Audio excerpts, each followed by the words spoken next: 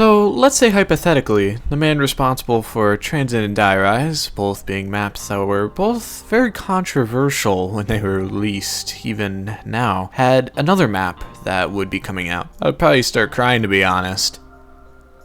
Tears of Joy. Buried is the biggest save of the century. I have no idea how Zelensky made this big of a turnaround, but he did. If Buried could be summed up in one word, what would it be?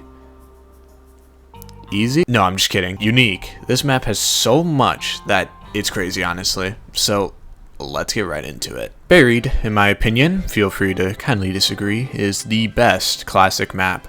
What do I mean by this? Well, think of World at War and Black Ops 1 maps, and a few Black Ops 2 maps, mainly everything except Mob of the Dead. Simple maps that can be easily played and are accessible to the general audience and casual players compared to other maps like Mob of the Dead, or I guess maps that came after it like Origins. Buried is a fun and simple map with very little complexity. The only real complex notion that can be attributed is this hunk of junk. His name is apparently Arthur, but for this video, and every other video I'll ever make in my career, I will be calling him Leroy. A unique and semi-complex addition to the map. Get him buzzed up and he'll charge and destroy anything in his way. Yes, anything. Well, not anything. He's a simple addition that can do so much in terms of gameplay. Giving him booze will just have him run the opposite way and break any debris, but giving him candy can do a multitude of actions. It could be annoying to manage Leroy, especially if it's your first time playing and if he just chooses to be a fucking dick and just wander around. You only have 3 items to manage, that being the cell key, candy, and booze. The key opens the cell, booze gets him buzzed and charging, and candy allows him to do lots of different gameplay mechanics. With that being said, here's everything Leroy can do with the candy. If given on its own, I already called him Arthur. If given on its own, Leroy will aggressively follow the player who gave it to him around, attacking any zombies, and will be unresponsive to any other items until it wears off. If given next to a crawler, Leroy will pick it up in his hands and follow the player around with it. Shooting him or knifing him will cause him to kill the crawler by throwing it at the ground and stomping. If given your workbench, Leroy will examine the bench and go off to gather parts and construct a buildable on it. Provided he is not shot at whilst gathering the parts, if a buildable is already in construction, he will simply fetch the remaining parts. Otherwise, he will collect all the parts for a random one. Leroy is able to construct a buildable in one go, but if a player is already in possession of a part, they must manually place it on the buildable. If given near the current spawn of the mystery box, Leroy will slam the box, preventing it from rolling a teddy bear. This will prevent the fire sale power-up from being dropped by zombies unless the mystery box moved via teddy bear before it's slammed down by Leroy. It will also prevent it from being moved by Leroy again using candy by an empty box spawn. If given near the mystery box that has just been rolled but the player has not accepted the weapon offered, Leroy will force the box to roll again. If given near an empty box spawn, Leroy will go fetch the mystery box from his current spawn and place it on the requested one, unless the mystery box has previously been locked in one spot or cannot be reached by Leroy. The latter can be bypassed by opening doors that lead to the mystery box. If given near subsurface resonator, Leroy will find the workbench where the turbine is built and carry one to the resonator. If the turbine is already there, he will destroy it and replace it with a new one. If given near power-up, Leroy will change it into a different one. The money power-up and the perk bottle power-up dropped by the witches can also be changed. And if given near the chalk in the gunsmith shop, Leroy will take as many of them as the number of drawable chalk areas that he can access and draw them at random locations, and the player will not be rewarded any points. Jesus fucking Christ. Oh yeah, by the way, I took literally all that from the COD wiki. I'm already going insane, man. Buried is one of the best maps, mainly because of how fun it is to play. There are seriously so many different playstyles for Buried that it's insane. You have buildables that can be used to kill zombies and get to high rounds, camping spots that totally don't make anything easy at all. PhD Flopper is on Buried in the form of a perk that is very easy to obtain, meaning that you can use the RPG, the War Machine, and the Mustang and Sally, making the map even more fun. Sure, the perma-perks make it overpowered and easy to get points, but who cares when the map is fun to play?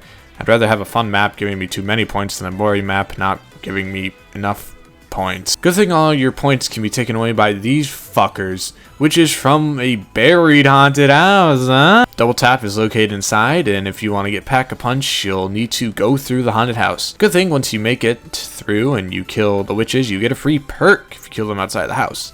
Another complaint about a free perk, especially when the new perk introduced on Buried is Vulture 8 Elixir. For 3,000 points, you can see icons of wall buys, perks, and the mystery box through walls. Zombies will also drop points and ammo on the ground after being killed. And some zombies will drop a green cloud of mist after death, also known as a fucking fart. I'm gonna kill myself. Standing in it will allow the player to be ignored by zombies for a short amount of time. This perk is honestly perfect for an already fun and easy buried. Along with bringing back stamina up, the perk selection on this map is really good. Behind the haunted house is the maze. You can easily skip it if you have the wonder weapon, but if you don't, you can pretty easily make it through. Go down a spiral staircase and you are at the end. Finally, the Pack-a-Punch. One of many possible camping spots on the map, to say the least. Stamina up is also back here for some reason. I'm not sure why they would put the perk that helps you run faster at the end of the map. I'd rather have something like Mule Kick back here, but what am I going to do about it? This fountain can be destroyed to go back to spawn, but let's ignore that. There are a lot, and I mean a lot, of different pathways and routes to explore in Buried. There is no reason to go through them unless you're doing the Easter egg, but they're still really cool and use couches as doors, which is pretty funny. Oh no.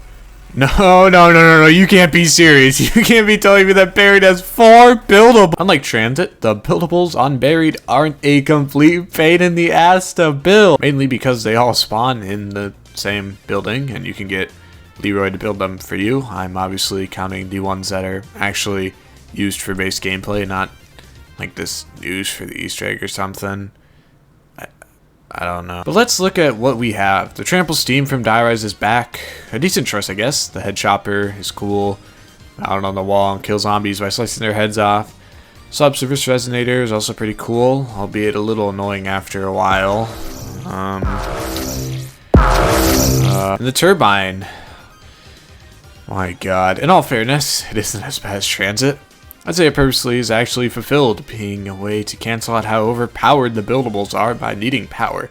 Makes sense when Buried actually has good buildables in comparison to, say, I don't know, let's pick them up. Trans! They're fun to use and easy to build. I can't really complain about them since there isn't any excuse to not build them unless you don't know where you can get them. Or unless you're lazy and forgot to do it like me. What? Who said that? Okay, Tim, you hit and then I'll hit. Alright, cover me, bro. I'll cover you. I'm covered. Paralyzer! The Paralyzer, the most overpowered, not overpowered at all wonder weapon.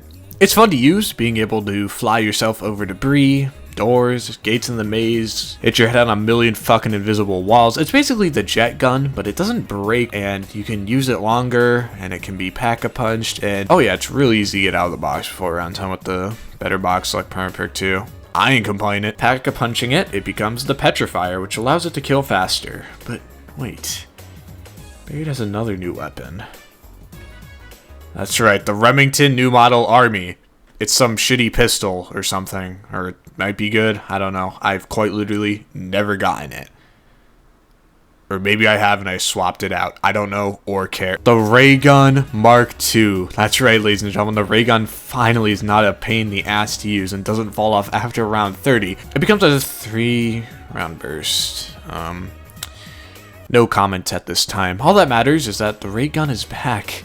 Is being added to every previous map when you purchase the Buried DLC. Oh my goodness. Absolutely no complaining about that. God knows the Green Run maps needed something to get past round 30, which is why I went on to be in Origins and then promptly didn't return in Black Ops 3 until Chronicles. The Mark II was reintroduced on the Zombie Chronicles maps, and it's better than nothing, and it's obviously good for the World at War maps, and it's a good addition to them. There's also the Time Bomb from the box. It uses your tactical slot, so you either have to pick between the Monkey Bombs or the Time Bomb. Place it down, and you can use it to go back in time to any point. Overpowered? Absolutely. Fun? Absolutely. Annoying in co-op games? Absolutely. Broken as hell? Abso-fucking-lutely. Oh, and did I mention that you can wall buy the LSAT from the most unique and iconic wall buy spot? Yes, I just said that. Fight me. So yeah, that's basically everything I have to say about Buried. In conclusion, this map is amazing. Obviously, it had no chance of beating Mob of the Dead, but I personally still love this map for just everything that it innovated with and it added. Just alone, the Mark II was already enough to warrant purchasing the DLC for Zombies players. So yeah, overall, Buried, very fun map, and it's the second DLC, Following, of course, Mob of the Dead, that's actually worth buying. No way! In the next video, we will conclude the Black Ops 2 Zombies Retrospective series with the one and only Origins. I'll see you in the next video. And until then...